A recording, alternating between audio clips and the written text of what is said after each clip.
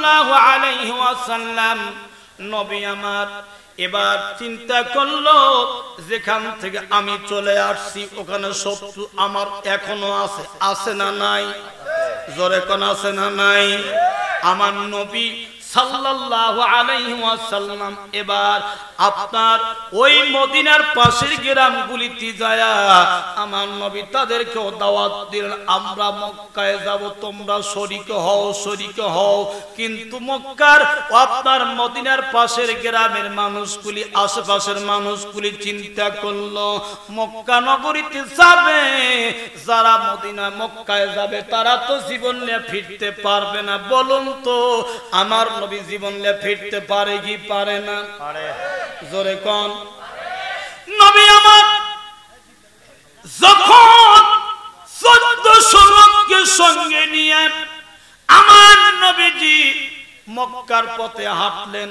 হাঁটতে হাঁটতে লম্বা কথা সংক্ষেপ করে দিলাম, মদিনার পথে মক্কার পথে যখন রাসূল যাইতে লাগলো, যাওয়ার পরে আমার নবীজি হুদাইবিয়ার প্রান্তরে যখন চলে যাচ্ছে এমন সময় খবর পৌঁছে গেল, মক্কাতে খবর পৌঁছে গেল মুহাম্মদ আপনার অনেকগুলি লোক নিয়ে মক্কায় প্রবেশ করতেছে, তাদের সঙ্গে যুদ্ধ করেছি, অনেক যুদ্ধ বিগ্রহ হয়ে গেছে। এখন যদি মুহাম্মদ সাল্লাল্লাহু আমার মক্কায় আসে সারা পৃথিবীর মানুষ মনে করবে মুসলমানদের বিজয় হয়ে গেছে, অতএব তারা বাধা দেওয়ার জন্য একদল লোক পাঠায়া দিল, আর সেই দলের লিডার বানাইছে খালিদ ইবনে ওয়ালিদকে। এবার লিডার চলে আসলো, তারা খবর নিয়ে দেখলো সত্যি সত্যি মুহাম্মদ সাল্লাল্লাহু আলাইহি ওয়াসাল্লাম মক্কা নগরীতে আছে, একটা উদ্দেশ্য আছে। সামিনা আপনি এখানে টাঙ্গাইছেন, একটা উদ্দেশ্য আছে। মঞ্চ তৈরি করেছেন, একটা উদ্দেশ্য আছে। টেবিলে বসে আছে, একটা উদ্দেশ্য আছে। আপনারা এখানে বসে আছেন, তার একটা উদ্দেশ্য আছে না নাই? প্রত্যেকটা জিনিসের একটা উদ্দেশ্য আছে। আল্লাহ বলে আমি যে মানুষ তৈরি করছি তার পিছনে একটা উদ্দেশ্য আছে।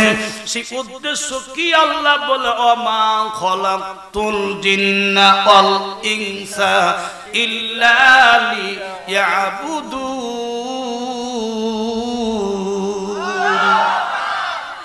আল্লাহ বলেন মানুষ তৈরি করেছি, জিন তৈরি করেছি আমি আল্লাহ, সেটা উদ্দেশ্য হলো তারা আমার দাসত্ব করবে, আমার গোলামি করবে, আমার পায়রবি করবে, আমার ইবাদত করবে। এই জন্য মানুষ বানাইছি, জিন বানাইছি। সুবহানাল্লাহ, জোরে কম। আর আমার নবী বললেন মানুষ মুসলমান যারা হবে তাদের জীবনে কোনো গুনাহ নাই, তাদের ছোট থেকে বড় কাজ সব হলো নেকি। যদি আল্লাহর হুকুম আর রাসূলের তরিকায় চলতে পারে জীবন তো হবে আমার, সব আমার জীবনের কাজ হবে নেকির কাজ। জোরে কম সুবহানাল্লাহ। তাহলে আমরা নেকি করতে এসেছি এখানেও, ঠিক কিনা বলুন? একটা কথা বললাম, একটা দিনের কথা শোনা, এটা কত সওয়াব রাসূল আমার বলেন। 1 বছর নফল ইবাদত করলে যত সওয়াব না হয় একটা দিনের কথা বলা আর শোনা তার চাইতে বেশি সওয়াব। তাহলে আমরা এখানে কত কথা শুনবো, কত কথা বলবো, প্রত্যেকটা কথার বিনিময় 1 বছর নফল ইবাদতের সওয়াব আমার আল্লাহ দিবেন। সুবহানাল্লাহ। এই লাভ তো সবাই বোঝে না। এখন অনেকেই দেখবেন চাষতলে রাস্তাঘাটে বসে আছে মোবাইল নিয়ে। আমি আরেকদিন দেখলাম 10 ব্যক্তি আমি গুনলাম একই জায়গায় বসে মোবাইল টিপতেছে, কারোর সাথে কারোর কথা না। কে কি করতেছে, যে যা করতেছে সেটা নিয়ে ব্যস্ত আছে। হায় হায় হায় হায়, এমন একটা অবস্থা হয়ে গেছে মোবাইল, ঠিক কিনা? বন্ধুগণ আমার, ভাইরা আমার, আল্লাহ রাব্বুল আলামিন এবার মানুষ তৈরি করলেন, তার উদ্দেশ্য ইবাদত হবে, আল্লাহর দাসত্ব হবে, আল্লাহর গোলামি হবে, আল্লাহর জোরে কোন ঠিক। কিন্তু আল্লাহ কিয়ামতের আদালতে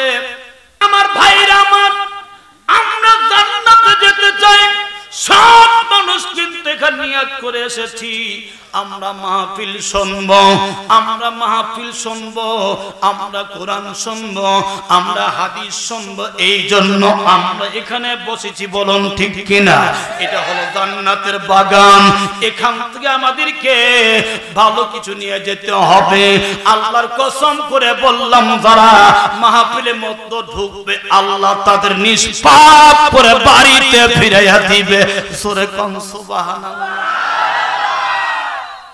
নিষ্পাপ করে বাড়ি ফিরাবে, রাস্তায় বসলে নিষ্পাপ হবে এটা কিন্তু বলা হয় নাই। মঞ্চের মধ্যে ঢুকতে হবে। মা বোনরা তারা কিন্তু যেখানে বসে আছে ওটাই তাদের জন্য মঞ্চ। কথা কয় না। আমি আসার সময় দেখেছি অনেকগুলি মা এক জায়গায় বসা। ও বন্ধু, কোরআন শোনার জন্য আসছি, কোরআন শুনবো আমরা। একটা অক্ষর তেলাওয়াত করলে, একটা অক্ষর যদি আমরা শুনি তাহলে বিনিময়ে 10টা করে নেকি লেখা হবে। আর একটা দিনের কথা শুনলে আগেই বলেছি 1 বছর নফল ইবাদতের সওয়াব হবে। সুবহানাল্লাহ কোন। এই জন্য আমরা এখান থেকে আজকে নিষ্পাপ হয়ে যাব। যারা আখিরি দোয়া করে বাড়ি যাবেন, আল্লাহর কসম করে বলছি, আখিরি দোয়া করে যারা বাড়িতে যাবেন আল্লাহ নিষ্পাপ মাসুম বানায়া আল্লাহ বাড়িতে ফিরাইয়া দিবে। সুবহানাল্লাহ জোরে কোন। তাহলে আখিরি দোয়া করে যাবেন কারা কারা? হাত তুলে আল্লাহকে দেখান তো দেখি। আল্লাহ সকলকে কবুল করো। আমরা বলি আমিন। হাত নামান। আখিরি দোয়া না করে কারা যাবেন? হাত তোলেন তো দেখি।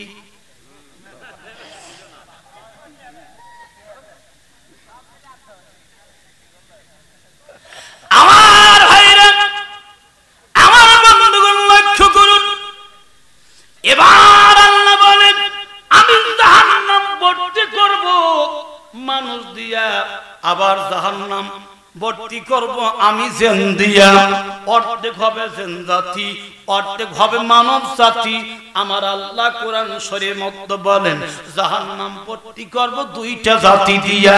একটা জাতি হলো জিন জাতি, আর একটা হলো মানব জাতি। কেননা মানুষ আর জিনকে বানাইছে আমার ইবাদতের জন্য, মানুষ বানাইছি, জিন বানাইছি আমার দাসত্ব করবার জন্য।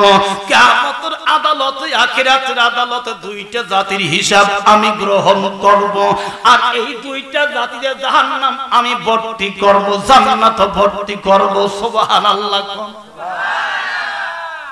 মানুষ ভর্তি জাহান্নামে যাবে আর জিন যাবে। এও কথা আল্লাহ সূরাতুল আরাফের ভিতর সুন্দর করে 179 নম্বর আয়াতের মধ্যে আমার আল্লাহ ওয়াজ করলেন, বিসমিল্লাহির রহমানির রহিম। ওয়ালাকাদ জারানা লিজাহান্নামা কাসীরাম মিনাল জিন্নি ওয়াল ইনসি লাহুম কুলুবুন লা ইয়াফকাহুনা বিহা ওয়া লাহুম আয়ুনুন লা ইবসিরুনা বিহা ওয়া লাহুম আযানুন লা ইয়াসমাউনা বিহা উলাইকা কাল আনআম বাল হুম আদাল উলাইকা হুমুল গাফিলুন। কথাকার আল্লাহ বলেন, ওয়ালাকাদ জারানা লিজাহান্নামা কাসীরাম মিনাল জিন্নি ওয়াল ইনসি। আমার আল্লাহ বলতেছে আমি জাহান্নাম ভর্তি করব 2টা জাতি দিয়ে। অর্ধেক হবে মানব জাতি, অর্ধেক হবে জিন জাতি। আল্লাহ বলছেন কাফির শব্দের ব্যাখ্যার মধ্যে আসছে, কাফির শব্দের তাফসীরের মধ্যে দেখলাম লেখা হয়েছে এই কাফির এসে ভাগ করে দিল, অর্ধেক হবে জিন জাতি, অর্ধেক হবে মানব জাতি। এই 2টা জাতি দিয়ে আল্লাহ জাহান্নাম ভর্তি করবে। মানুষ অর্ধেক জাহান্নামের মধ্যে যাবে, তাদের দোষ থাকবে হলো 3টা। জোরে কোন কয়টা? আরো জোরে, জোরসে বলেন। 3টা দোষ। প্রথম নাম্বার দোষ, লাহুম কুলুবুন লা ইয়াফকাহুনা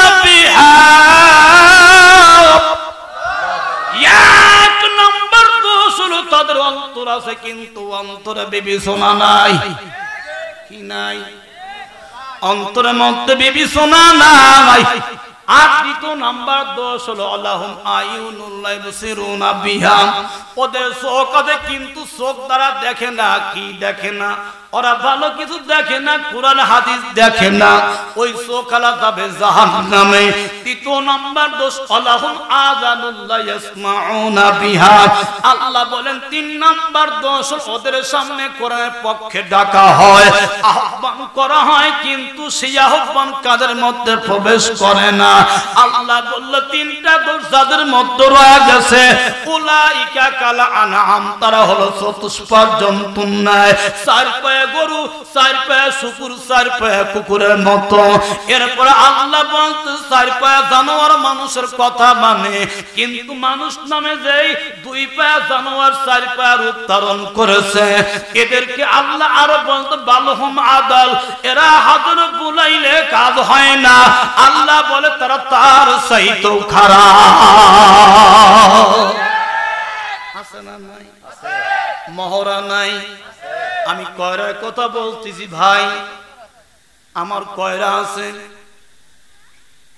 অনেক শয়তানের সঙ্গে ভাব হয়েছে, শুধু পেটা পেটি হয় নাই, শয়তান বলে মাঝে মধ্যে এসে উল্টা পাল্টা কথা বলতো। সাবধান, এখনো কিন্তু রক্ত ভাইটাল হয় নাই, একেবারে সাইটে বসাবো। কথা কোন ঠিক কিনা? ভয় করেন? ভয় করি না। মরণ একদিন, মরণ কয়দিন? জন্মিছি একদিন, মরণ হবে একদিন। চাচা কি কন? হ্যাঁ, এইটা হলো ঠিক। এই বুড়া মানুষ যে ঠিক বলছে এটাই ঠিক। পারবেন তো? যদি আসে আমার ভাইরা, আমার বন্ধুগণ লক্ষ্য করুন, তাহলে আমরা হলাম আল্লাহর গোলাম। আমরা সর্বাবস্থায় আল্লাহর পক্ষে থাকবো, রাসূলের পক্ষে থাকবো। ঠিক কিনা বলুন? বাতিল হবে যারা, জাহান্নামে যাবে তারা। আমরা বাতিলের সঙ্গে সম্পর্ক করতে চাই না, এমনকি আত্মীয় করব না যতক্ষণ পর্যন্ত নবীর পক্ষে না আসবে। কথা গান ঠিক কিনা? আমরা যদি সংখ্যাগরিষ্ঠ মানুষ যদি এইটা আমরা করতে পারি, জালেমদের সঙ্গে আমাদের কোনো সম্পর্ক নাই, জালেমদেরকে আমরা কখনো সম্মান দিব না, জালেমদের সঙ্গে আত্মীয় করব না, জালেমদের সঙ্গে আমাদের ওঠা বসা চলবে না, এমন যদি আমরা সংখ্যাগরিষ্ঠ মুসলমান যদি করতে পারে, আমার বিশ্বাস ওই মানুষগুলি একদিন আল্লাহর নবীর পথে ফিরে আসবে। কথা বলুন ঠিক কিনা? আর যদি না আসে, ওর কপাল খারাপ, কপাল খারাপ, কপাল খারাপ। দাওয়াত দেওয়ার পরেও যদি ভালো না হয়, আমাদের কিছু করার নাই। কতক্ষণ ঠিক কিনা? প্রভু এক, কোরআন এক, নবী এক, আমরা কেন এত দলাদলি করি? মরার পর তো সকল কি বলা হবে? মিনহা খলাকনাকুম ওয়া ফিহা নুইদুকুম ওয়া মিনহা নুখরিজুকুম তারাতান উখরা। এই কথা বলে মাটির মধ্যে রেখে দেওয়া হবে। কথা বলুন ঠিক কিনা? আর আপনার কাপড় 3টা হবে, আমারও কাপড় 3টা হবে। মেয়েদের কাপড় ধনী হলো 3টা, গরিব হলো 3টা, 5টা। মেয়েদের 5টা কাপড় আর পুরুষদের 3টা কাপড়, ধনী হোক আর গরিব হোক। আপনি যেই দলে হন না কেন, যদি বলেন রব এক, আল্লাহ এক, নবী এক, তাহলে আপনার জন্য যা, আমার জন্য তাই। কথা কোন ঠিক কিনা? এত মতভেদ কে? আজ এত মতভেদ থাকার জন্য আজ দিন কায়েম হচ্ছে না ভাই। ঠিক কিনা? দিন কায়েম হচ্ছে না। ফাঁকা ভিড়ে গোল দিচ্ছে বাতিল সমাজ। বাতিলের আজকে আমাদের উপর উঠে বসে লাগছে। আপনি তাকান ফিলিস্তিনের দিকে, ফিলিস্তিনের দিকে তাকান। ফিলিস্তিনে কি করুণ অবস্থা! মুসলমানরা কথা বলে না, আজকে ইরান কথা বলে না, পাশেই অনেকগুলি রাষ্ট্র মিশর চুপ করে রয়েছে। সব মুসলমান মুসলিম রাষ্ট্র এক হতো, আমার বিশ্বাস বাতিলরা এই তথ্য বাতিল করতে বাধ্য হতো। কথা বলুন ঠিক কিনা? শেষ করে দেয় আর মুসলমানরা কথা বলে না, কষ্ট হয়, কিন্তু আমরা একটুখানি সেই ব্যাঙের মতো পেশাব করে দিতে চাই। কাকলাস কি করেছিল? আগুন ওই আপনার ইব্রাহিম খলিলকে মারার জন্য অগ্নিকুণ্ড জ্বালানোর জন্য সিটকি ঢাল ভেঙে নিয়ে দিয়েছিল অগ্নিকুণ্ডের মধ্যে ফেলায়া, আর ব্যাঙ পেশাব করে দিয়েছিল আগুন নিভানোর জন্য। আমরা একটু ব্যাঙের মতো পেশাব করে দিতেও যদি পারি, আমার বিশ্বাস এটা আল্লাহর দরবারে কবুল হবে। জোরে কোন ঠিক কিনা? আমরা তো কিছু করতে পারবো না। করতে পারবো কি? আমাদের সেই শক্তি নাই। আমাদের যে সামর্থ্য আছে, সামর্থ্য অনুযায়ী আমাদের কাজ করতে হবে। কি করতে হবে, কি হবে না? ব্যাঙ যদি নিয়ত সঠিক করে যদি আপনার পেশাব করে দেওয়ার কারণে ব্যাঙ মারা কবিরা গুনাহ হয়, আর ব্যাঙ জান্নাতে যায়। আর ওই কাকলাস অন্যায় করেছিল, এর জন্য কাকলাস এক বাড়িতে মারতে পারলে 90 নাকি। সুবহানাল্লাহ কোন। তা আমরা ওই ব্যাঙের মতো পেশাব করে দিয়ে আল্লাহকে বোঝাবো, আল্লাহ আমাদের শক্তি যতটুকু ছিল আমরা চেষ্টা করেছি, তোমার দোয়া করেছি, তুমি রক্ষা করো। কথা বলো ঠিক কিনা? এটা আমাদের করতে হবে। করতে হবে কি হবে না? আল্লাহ পাক সকলকে কবুল করে। আমরা বলি আমিন। একটু জিকির করি আল্লাহ আল্লাহ আল্লাহ আল্লাহ। সাদিন থামেন থামেন। এইভাবে জিকির করলে তো কাম হবে না। যেভাবে জিকির কিছু লোক করতেছে আর কিছু করতেছেন না, আমার মনে হচ্ছে আপনারা আসলে খাওয়া দাওয়া না করি মাহফিলে আসছেন। তাই কি? আসলে কি তাই ভাই? হ্যাঁ, কিছু লোকের জিকির শুনে মনে হচ্ছে দুপুরও খায় না। তাহলে একটু আওয়াজ কি বাড়ান যাবে? বলেন আল্লাহ আল্লাহ আল্লাহ আল্লাহ আল্লাহ আল্লাহ।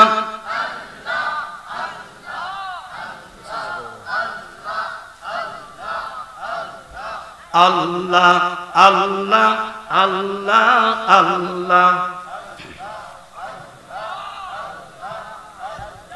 হাসরে আল্লাহ, মিজানে আল্লাহ, হাসরে আল্লাহ, মিজানে আল্লাহ, ফুলসুরাতে আল্লাহ, আল্লাহ আল্লাহ আল্লাহ আল্লাহ আল্লাহ আল্লাহ। লা ইলাহা ইল্লাল্লাহ মুহাম্মাদুর রাসূলুল্লাহ। পড়ুন সাল্লাল্লাহু আলাইহি ওয়াসাল্লাম। বন্ধুগণ আমার, ভাইরা আমার, আমরা খেয়াল করি, এবার লক্ষ্য করি, আমি যে আয়াত কারিমা আপনাদের সামনে তেলাওয়াত করেছি, আল্লাহ পাক এখানে কি বলে গেল? এবার আমার নবী আখিরি জামানার পয়গম্বর মুহাম্মদ মুস্তাফা সাল্লাল্লাহু আলাইহি ওয়াসাল্লাম মক্কা থেকে যখন হিজরত করে নবী মদিনাতে যায়, আমার নবী ওই দিন বড় কষ্ট পেয়েছিলেন। রাসূল আমার এত কষ্ট পেলেন, ওই খানায় কাবার দিকে তাকায়া চোখের পানি ছেড়েছিল আর বলেছিল, ও কাবা, ও খানায় কাবা, আমি চেয়েছিলাম আমার বাকি জীবনটা তোর পাশে কাটাইয়া দেব, কিন্তু তোর কিছু নিষ্ঠুর সন্তানেরা তোর পাশে আমাকে থাকতে দিল না। রাসূল আমার খানায় কাবা ছেড়ে চলে যায়, হিজরত করে নবী আমার মক্কা থেকে মদিনায় যায় আর চোখের পানি ছেড়ে কান্দে। হিজরত করে নবী মদিনাতে যায়। বলেন হিজরত করিয়া রাসূল মদিনাতে যায়। জন্মভূমির মায়ায় নবী ফিরে ফিরে চায়। হিজরত করিয়া রাসূল মদিনাতে যায়। হিজরত করিয়া নবী মদিনাতে যায়। গেলেন নবী তায়েফেতে কালেমার ওই দাওয়াত নিয়ে, তায়েফবাসী নাচি নিয়ে পাথর মারে নূর নবীজির গায়। হিজরত করিয়া রাসূল মদিনাতে যায়। হিজরত করিয়া নবী মদিনাতে যায়। জোরে জোরে কোন কথা ঠিক কিনা? আমার নবীজি মক্কা ছেড়ে মদিনায় গেলেন। মদিনায় যাওয়ার পর মদিনার মানুষ আমার রাসূলকে স্বাগতম জানাইয়া বরণ করে নিল। মক্কাবাসীর কিছু মানুষ আমার রাসূলকে চিনতে পারল না, চোখের পানি দিয়ে কেঁদেছিল আর মন বলেছিল আমি মক্কা ছেড়ে মদিনায় আমি রাসূল যাব না। জোরে কোন সুবহানাল্লাহ। ও ভাইরা আমার মা বড় লক্ষ্য করুন, মদিনায় যাওয়ার পর নবীর ভালো লাগে না। যতই শান্তির জায়গা হোক না কেন, জন্মভূমির জন্য মায়া লাগে কি লাগে না? জোরে কোন লাগে কি লাগে না? আমার নবী চায় আমি জন্মভূমিতে ফিরে যাই, কিন্তু জন্মভূমি ফিরে কেমন করে যাবে? আরে ৬ষ্ঠ হিজরিতে নবীজি আমার স্বপ্ন দেখলেন, রাসূল আমার স্বপ্ন দেখলেন, আমার নবী স্বপ্ন দেখলেন যে আমি সাহাবীদেরকে নিয়ে মক্কায় খানায় কাবায় প্রবেশ করেছি আর মাথা মুন্ডন করা হচ্ছে আর কেউ সাহাবী চুল খাটো করতেছে। স্বপ্নের কথা সাহাবীদেরকে ডেকে বললেন, ও আমার সাহাবীরা, আমরা আমি এই স্বপ্ন দেখেছি, আমার মনে হয় আল্লাহ আমাদের হাতে ওই বিজয়ের পতাকা দিয়ে দিবে। জোরে কোন সুবহানাল্লাহ। বন্ধুরা আমার, ভাইরা আমার, এবার নবীজি আখিরি জামানার পয়গম্বর মুহাম্মদুর রাসূলুল্লাহ সাল্লাল্লাহু আলাইহি ওয়াসাল্লাম আমার নবীজি সাহাবীদেরকে বলার পর সাহাবীরা চোখের পানি ছেড়ে কান্দে আর বলে, ইয়া রাসূলুল্লাহ, ইয়া হাবিবাল্লাহ, মক্কায় যাব খানায় কাবা তওয়াফ করার জন্য যাব। এমন কথা বলার পর আমার রাসূলের মনের মধ্যে মায়া হয়ে গেল, প্রেম তৈরি হয়ে গেল, মক্কার প্রতি ভালোবাসা আরো বেড়ে গেল। আমার নবীজি এবার ওই সাহাবীদের সঙ্গে নিয়ে মক্কার পথে রওনা দিলেন। এবার লক্ষ্য করা গেল, আমার নবী লক্ষ্য করলেন, দেখতে দেখতে ১৪০০ সাহাবী তৈরি হয়ে গেছে। জোরে কোন সুবহানাল্লাহ। কয় শত? জোরে কোন। এ ভাই, ওটা বসা করলে ওদের কষ্ট হয়, ওঠে না। একটু দরুদ শরীফ পড়ি। আল্লাহুম্মা সাল্লি জন্য হুদাইবিয়া প্রান্তরে তাবু টানাইছে। জোরে জোরে কোন একটা বার মারহাবা। ভাইরা আমার, এবার যখন আমার নবীজি হুদাইবিয়ার প্রান্তরে চলে যায় আর অন্যদিকে কাফেরদের দল চলে আসছে, আমার নবী বাধা প্রদান করল। রাসূল আমার মানতে চায় না। তারা বলে শুধুমাত্র আমরা মক্কায় যাব হজ করার জন্য। কিসের জন্য? উমরা পালন করার জন্য যাব। কিন্তু তারা মানতেছে না, তারা মনে করতেছে না, মনে হয় তারা মক্কা বিজয় করার জন্য যাচ্ছেন। কিন্তু রাসূল আমার বলতেছে আমরা যুদ্ধ করার জন্য আসি নাই, আমরা তো হজ করার জন্য, শুধু উমরা পালন করার জন্য বের হইছি। কাফেররা মানে না, বাধা প্রদান করা হলো। লম্বা কথা সংক্ষেপ করে দিলাম, হুদাইবিয়া প্রান্তরে সন্ধি চুক্তি হয়ে গেল। আমার নবীজি সাল্লাল্লাহু আলাইহি ওয়াসাল্লাম এবার শিরিক খুদা আলীকে ডাকতে বলে, আলী তুমি লিখে দাও, লিখে দাও, লিখে দাও, হুদাইবিয়ার প্রান্তরে সন্ধি হচ্ছে। আমার নবীজিকে তারা মুহাম্মাদুর রাসূলুল্লাহ মানতে রাজি না। আমার নবীজি আল্লাহর পয়গম্বর, আল্লাহর রাসূল মানতে চায় না। নাউজুবিল্লাহ বলেন। এবার তারা বলতেছে মুহাম্মদ ইবনে আব্দুল্লাহ, এইটা লিখতে হবে আমিরুল মুমিনিন খলিফাতুল মুসলিমিন হযরত ওমর রাদিয়াল্লাহু তাআলা আনহু মানে না। এটা হতে পারে না। আমরা লিখতে দেব, লিখতে বলবো মুহাম্মদুর রাসূলুল্লাহ সাল্লাল্লাহু আলাইহি ওয়াসাল্লাম লিখতে হবে, কিন্তু কাফেররা তো লিখবে না। আমার নবী বললেন নিজে হাতে তিনি এই কলম নিয়ে এবার আলীকে বল লিখে দাও, মুহাম্মদ ইবনে আব্দুল্লাহ লিখে দাও। কারণ হলো আমার রাসূল জানে সন্ধির মাধ্যমে আল্লাহ পাক মক্কা বিজয়, ইসলামের বিজয় আমাদের দিয়ে দিবে। সুবহানাল্লাহ। কিসের বিজয় দিবে? মুসলমানদের ইসলাম বিজয় হবে। আমার নবী যা জানে তারা অন্য মানুষ কি তা জানে না। এই জন্য সন্ধি চুক্তি হয়ে গেল। সন্ধি করার পর এবার রাসূল যখন ফিরে আসতেছে, ফিরে আসার পথে আমি যেই সূরা তেলাওয়াত করেছি এই সূরা আপনার এবার আল্লাহ পাক এই সূরার মধ্যে জানায়া দিল। আল্লাহ সুন্দর করে ডাক দিয়ে বলল বিসমিল্লাহির রহমানির রহিম।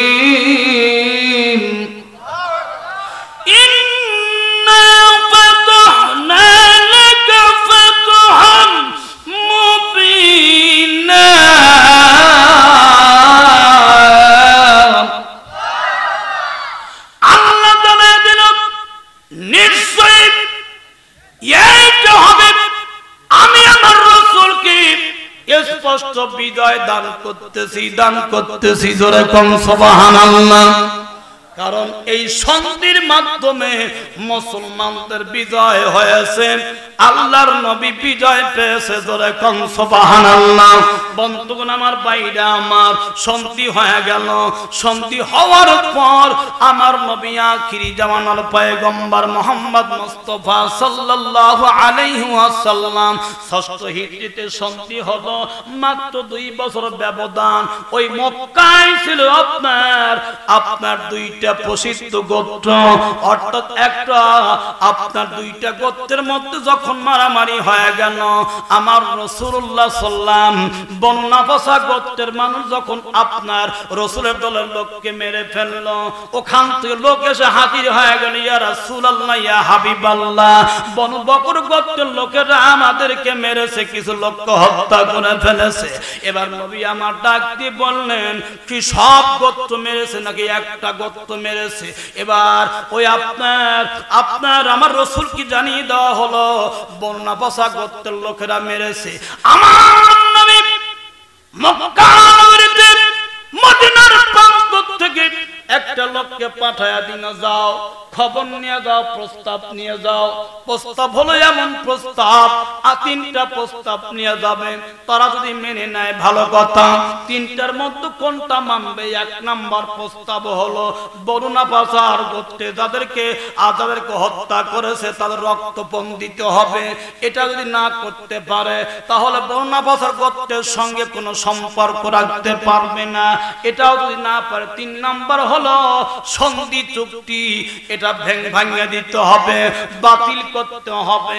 এই প্রস্তাব 3টা যখন মদিনার মানুষকে, মক্কার মানুষকে যখন জানানো হলো, ওই মক্কার মধ্যে লিডাররা বলে ফেললো 2 নাম্বার 1 নাম্বার 2 নাম্বার শর্ত আমরা মানতে পারবো না, 3 নাম্বার শর্ত হলো আমরা সন্ধি চুক্তি ভঙ্গ করতে পারি। এটাই তো দরকার। এবার যখন এই কথা বলেছে, বলার পর মক্কা নগরী থেকে নবীজির প্রতিনিধি মক্কা থেকে মদিনায় ফিরে আসলাম। আসার পর আমার নবীজি এবার সাহাবীদেরকে ডেকে বলতেছে, আমরা মক্কার বিজয়ের জন্য 8 হিজরিতে ঘটনা ঘটে গেল। আমরা মক্কায় আমরা যাব, মক্কা নগরীতে আমরা দখল করব। মারহাবা কোন জোরে কোন মারহাবা। আমার নবীজি এবার সাহাবীদেরকে ডেকে বলতেছে, ও আমার সাহাবীরা তোমরা তৈরি হয়ে যাও। ওদিকে মদিনা মক্কার ভিতরে আবু সুফিয়ান চিন্তা করে সর্বনাশ, বড় লিডাররা চিন্তা করে সর্বনাশ, কাজ তো ভুল হয়ে গেল। কি হইল? ভুল হয়ে গেল। কি কাজ ভুল হইল? এবার তারা বলতেছে সন্ধি চুক্তি ভঙ্গ করাতে এটা বড় অন্যায় হয়ে গেল। বড় বড় লিডাররা আবু সুফিয়ানকে বলে, যাও, তোমার তো একটা মেয়েকে মুহাম্মাদের সঙ্গে বিবাহ দিয়েছো, তুমি যাও সন্ধি চুক্তি আরো তুমি বৃদ্ধি কইরা আসো। এদিকে আমার নবীজি যুদ্ধের জন্য, মক্কা দখলের জন্য আমার রাসূল তৈরি করে ফেলেছে সাহাবীদেরকে। জোরে কোন মারহাবা, আরো জোরে কোন মারহাবা। আমার ভাইরা এবার লক্ষ্য করুন, আমার নবীজি মক্কা দখল করবে আর মক্কা থেকে আবু সুফিয়ান রওনা দিচ্ছে। নবী আমার সাহাবীদের বললেন, ও আমার সাহাবীরা, মক্কা নগরী থেকে আবু সুফিয়ান মদিনাতে আসতেছে। কোথায় আসতেছে? আমার রাসূল কেমনে জানলো? জানাইছে কে? আল্লাহ জানায়া দিয়েছেন। আমার নবীজি এবার সাহাবীন রেডি হয়ে গেল, খানায় কাবা দখল করবে। লম্বা কথা সংক্ষেপ করে দিলাম, শুধুমাত্র বোঝানোর জন্য বলতেছি। আর আমার নবীজি এবার সাহাবীদের তৈরি করে আপনার রওনা দিবে। এমন মুহূর্তে আবু সুফিয়ান মক্কা থেকে মদিনায় এসে হাজির হয়ে যায়। আমার রাসূলুল্লাহকে বলবে আমার নবীজি তার কথা শোনে না। সুবহানাল্লাহ। বন্ধুগণ আমার, ভাইরা আমার, লম্বা কথা সংক্ষেপ, আমার নবীজি মক্কা নগরীকে স্বপ্ন দেখেছিল। নবী আমার সাহাবীদেরকে নিয়ে এবার যখন মক্কায় চলে গেল, মক্কায় যাওয়ার পর যুদ্ধ করতে হয় নাই, বিনা যুদ্ধেই মক্কা বিজয় হয়ে গেছে। সামান্য একটুখানি পরিশ্রম, অল্প পরিশ্রমের মধ্য দিয়াই মক্কার ওই চাবিকাঠি, খানায় কেবল চাবিকাঠি নবীজির হস্তগত হয়েছে। জোরে কোন সুবহানাল্লাহ। এই বাংলাদেশ মুসলমানদের বাংলাদেশ, কথা বলুন ঠিক কিনা? আর বাতিলরা আমাদের সঙ্গে আতাত করে আমরা মুসলমানদের অস্তিত্ব নষ্ট করে ফেলেছে। আজকে মুসলমানরা যদি এক হতে পারে, ওই খানায় কাবা যেমন ভাবে আমাদের হস্তগত হয়েছিল, নবীর হাতে হস্তগত হয়েছিল, ওই রকম ভাবে আবার এই বাংলাদেশ মুসলমানদের ইমানদারদের হাতে এসে যাবে। ধরে কোন কথা ঠিক কিনা?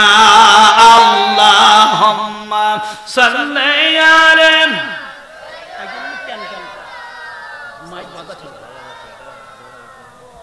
وعلى آل سيدنا মোহাব্বতের সাথে পড়ি আল্লাহুম্মা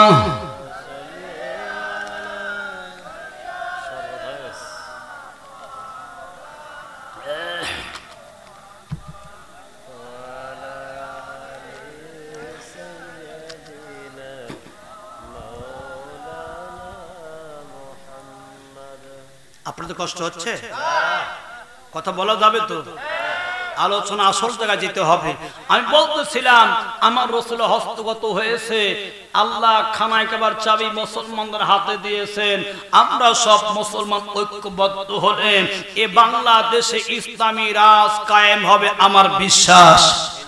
আপনাদের বিশ্বাস নাই? আমার বিশ্বাস এ বাংলাদেশে ইসলামী রাজ কায়েম হবে। জোরে কোন সুবহানাল্লাহ, আরো জোরে কোন সুবহানাল্লাহ।